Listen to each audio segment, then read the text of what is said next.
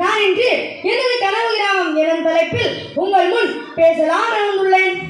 ஒரு கிராமம் எப்படி இருக்க வேண்டும்? எனது கிராமம் பசுமையாக இருக்க வேண்டும். எனது கிராமத்தில் ஏரிகள், குளங்கள் இருக்க வேண்டும்.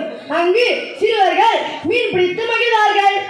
மரம், செடி, கொடிகள் இங்கு அதிகமாக இருப்பதனால் சுத்தமான காட்சி கிடைக்கிறது.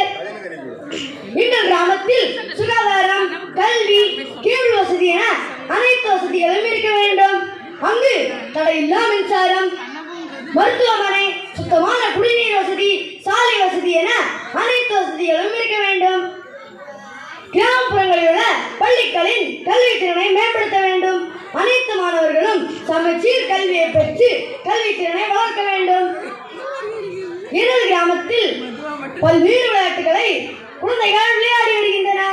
பப்பரப்பா வண்டி, பனங்காய் வண்டி, ஒத்தையடி பாதையிலும் ஓரம் போகும் வண்டி, மேலும் தாயம், பல்லாங்குழி, மட்டைப்பந்து, பனங்காய் வண்டி, கண்ணாம்பூச்சி போன்ற பல்வேறு விளையாட்டுகள் உள்ளன.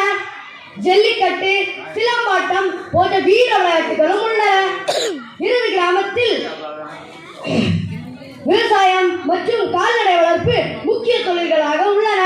எனது கிராம மக்கள் எல்லோருடனும் அன்பும் ஒற்றுமையுடனும் பழகுவார்கள்.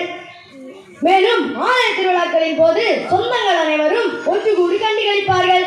இவ்வாறு சாதி, மதம், இனம் என்ற பாகுபாடு இன்றி எனது கனவு கிராம மக்களைப் போலவே அனைத்து மக்களும் இன்பமுற வாழ வேண்டும் என்று கூறி விடை பெறுகிறேன். நன்றி.